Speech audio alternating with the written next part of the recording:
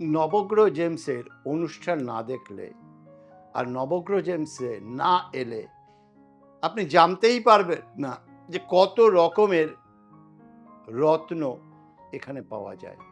একটা রত্নের কত ভাগ হতে পারে, একটা রত্নের কতগুলো মাইন্স হতে পারে, একটা রত্নের কতগুলো কালার হতে পারে। আর নবগ্রহ জেমসের কর্ণধার এস কে আবিদ, তিনি যেমন নবগ্রহ জেমসের কর্ণধার, আবার আরেক দিক থেকে তিনি কিন্তু একজন বড় অ্যাস্ট্রোলজার। তাই মানুষকে গাইড করেন খুব সুন্দরভাবে।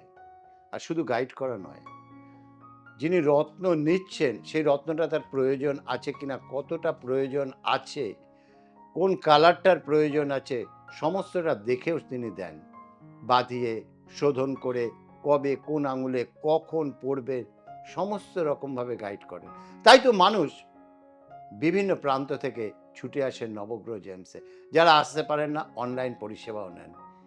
এইভাবেই আজ নবগ্রহ জেমসের কর্ণধার এস কে আবিদ আপনাদের প্রিয় মানুষ, কাছের মানুষ, মনের মানুষ হয়ে উঠেছেন। তাই আপনাদের প্রত্যেকের তরফ থেকে, অনুষ্ঠানের তরফ থেকে স্বাগত জানাবো আবিদ ভাইকে। নমস্কার। নমস্কার, নমস্কার দর্শক বন্ধু। আবিদ ভাই, অনেক রকম কালারের একদম নীলা দেখছি, ব্লু সাফায়ার। Blue sapphire. এগুলোর বিষয়ে যদি আপনি একটু আমাদের বলেন। দেখো নীলা অ্যাকচুয়ালি সবথেকে আগে নীলার মানে নীলার নাম শুনলে অনেকে ভয় করে। ভয় করে। নীলা বাবারে পড়লে এই হবে, পড়লে ক্ষতি করবে। তো শনিকে দেখে লোকে এত ভয় কেন করে? আমি এইটাই ভাবি না। শনি তো আমাদের কর্মদাতা। আপনার কর্ম যেমন তেমন কিন্তু শনি ফল ফল দেবে। দেবে। আপনার খারাপ কর্ম আপনি খারাপ ফল পাবেন। সেখানে শনির প্রতিকার কাদের ক্ষেত্রে ভালো? যাদের মকর লগ্ন অথবা কুম্ভ লগ্ন। মকর লগ্ন অথবা কুম্ভ লগ্নর অধিপতিকে অর্থাৎ শনি। শনি। তাহলে শনির জন্য কি প্রতিকার করতে হবে আমাদেরকে? নীলা। নীলা। আর এই নীলা নীলা আমরা তিনটে যে খনিতে পাই, ব্যাংকক, বার্মা এবং সিলোনিস। সব থেকে বেস্ট হচ্ছে শ্রীলঙ্কা, যেটা শ্রীলঙ্কা মাইন্স থেকে আমরা পাই, এবং ব্যাংকক আর বার্মা। এই হচ্ছে দেখো সিলোনিস নীলা। সিলোনিস নীলা আপনারা নবগ্রহ জেমসে পাবেন। এই হচ্ছে সিলোনিস নীলা। এটা যখন হ্যাঁ, টেস্টিং করবে কি বলবে? Natural blue Sapphire. Natural. Yes, হ্যাঁ। আর এইটা হচ্ছে আপনার এই যে বার্মা নীলা। ওইটা সিলোনিস, এটা বার্মা। এটা হচ্ছে বার্মা নীলা। বার্মা থেকে ইয়েস। আসছে। এটা হচ্ছে ব্যাংকক নীলা। এই হচ্ছে ব্যাংকক। যেটা এগুলো ব্যাংকক ব্যাংকক থেকে নীলা। পাই। হ্যাঁ। এটা হচ্ছে আপনার সিলোনিস পীতাম্বরী নীলা। এই যে পীতাম্বরী নীলা। এটা কিন্তু পীতাম্বরী। আর এটা হচ্ছে ব্যাংকক পীতাম্বরী নীলা। এটা হচ্ছে ব্যাংকক পীতাম্বরী নীলা।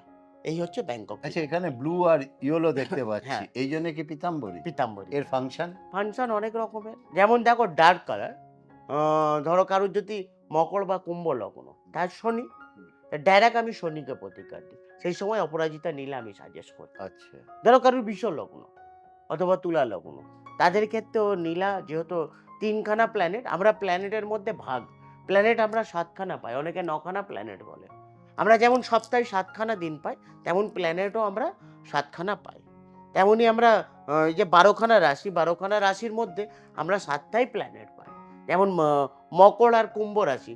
মকর রাশি আমরা পেলাম ১০ নম্বর, আর কুম্ভ রাশি যেটা পেলাম সেটা আমরা ১১ নম্বর ঘর। তো মকর রাশি আর কুম্ভ রাশির জন্য অপরাজিতা নীলা সবথেকে বেশি। বৃষ রাশি অথবা তুলা রাশির ক্ষেত্রে আমি বলবো ইন্দ্রনীলা, যেটা লাইট কালার, রাইট। সেটা কিন্তু শুক্র এবং শনির ক্ষেত্রে। এবারে ধরো শনি যদি বৃহস্পতির ঘরে জড়িত, ধরো মীন রাশি বা ধনু রাশি, অথবা এক ঘরে বসে আছে দুখানা প্ল্যান, তখন আমরা সাজেস্ট করি পীতাম্বরী নীলা। পীতাম্বরী নীলা অ্যাকচুয়ালি বৃহস্পতি আর শনির জন্য খুব ভালো কাজ করে। একটা হয় রক্তমুখী নীলা। নীলা, হ্যাঁ, অনেকে ভয় কোন সময় করা উচিত? রক্তমুখীর এই নাম যে শুনলেই রক্তমুখী ভয় নীলা, পায়। আমি আজ অব্দি তরুণদা একটু জানো, দেখাবেন আমি রক্তমুখী নিশ্চয়ই নীলা? দেখাবো। আমি আজ অব্দি কাউকে সাজেস্ট করিনি রক্তমুখী নীলা। আচ্ছা। কেন রক্তমুখী নীলা আমি এরকম শুনেছি, শুট করলে তোমাকে রাতোরাত রাজা করে দেবে। মানে আনসার্টেন গেম যাকে বলা যায়, ফটকা ইনকাম। মানে কিভাবে ইনকাম আপনার তৈরি হবে আপনার ধারণার বাইরে। কিন্তু আবার ক্ষতি হলে কোন সময় মাটিতে পড়ে যাবেন তার কোনো ঠিক নেই, এবং ডাইরেক্ট মানে গাড়ির তলায় চলে যাবে। তাই আমি রক্তমুখী নীলা কাউকেই সাজেস্ট করি। রক্তমুখী নীলার দেখো এই কালার, এই হচ্ছে রক্তমুখী নীলা। রেড কালার, এখানে দেখো পিঙ্ক কালার, এই অনেক রকমের কালারের রকমের হয়। এই হচ্ছে রক্তমুখী নীলা।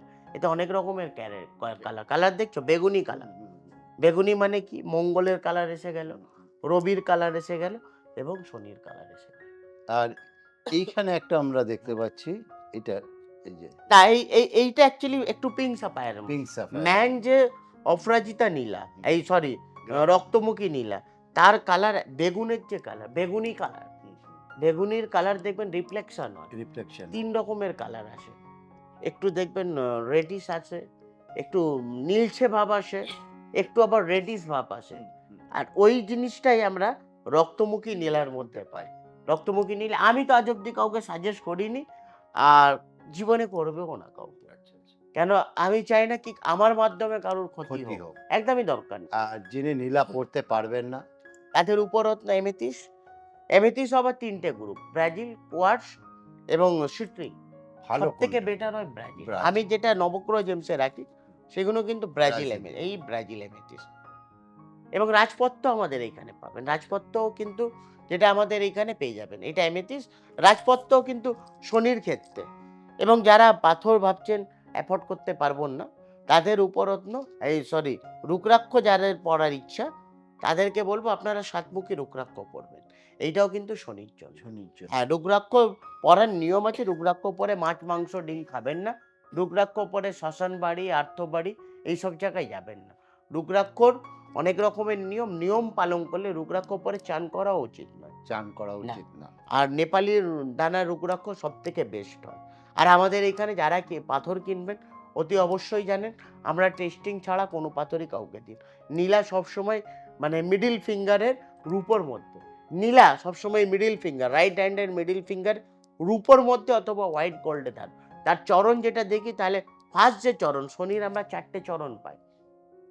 ফার্স্ট যে চরণ, সেটা কিন্তু যে চরণটা আমরা আগে বাড়াই, আমাদের যেমন রাইট ডান পা আমাদের আগে বাড়ে, তেমনি চরণ ফার্স্ট চরণ শনির যেটা, সেটা কিন্তু আমরা রূপো পাই। তাহলে রূপো শনির ক্ষেত্রে সব থেকে ভালো। রূপোর মধ্যে রাইট হ্যান্ডের মিডিল ফিঙ্গার আপনারা ধারণ করবেন, শনিবার ধারণ করবেন। শনিকে সবসময় সন্ধ্যের দিকে, শনি যেহেতু আদার প্ল্যানেট, তাহলে 6টার পরে নীলা সবসময় ধারণ করা উচিত। দর্শক বন্ধু, এইভাবেই নবগ্রহ জেমসের কর্ণধার অ্যাস্ট্রোলজার এস.কে. আবিদ আমাদের গাইড করে দেন। আপনারা যারাই আসেন সঠিক মূল্যে সঠিক রত্ন যেমন তুলে দেন, তার সঙ্গে টেস্টিং রিপোর্ট, গ্যারেন্টি কার্ড সবটাই কিন্তু দিয়ে দেন। আর এই কারণেই দূর দূরান্ত থেকে মানুষ আসেন, অনলাইন পরিষেবা নেন, এবং যারা হোলসেলে ব্যবসা করতে চাইছেন ওনারাও কিন্তু স্কলিংয়ের নাম্বার দেখে সরাসরি আবিদ ভাইয়ের সঙ্গে যোগাযোগ করুন। এখানে হোলসেলে ব্যবসা করতে চাইলে সেই হেল্পটাও তিনি করেন। তা সময় যেহেতু শেষ, বিদায় নিতেই হবে। আবার আরেকটি অনুষ্ঠানে আরও অন্যান্য রত্ন নিয়ে হাজির হব। এখনকার মতো আবিদ ভাইকে বিদায় জানাবো। আপনাদেরও কিন্তু চ্যানেলটাকে লাইক, শেয়ার, সাবস্ক্রাইব করতে ভুলবেন না। নমস্কার আবিদ ভাই। নমস্কার দর্শক।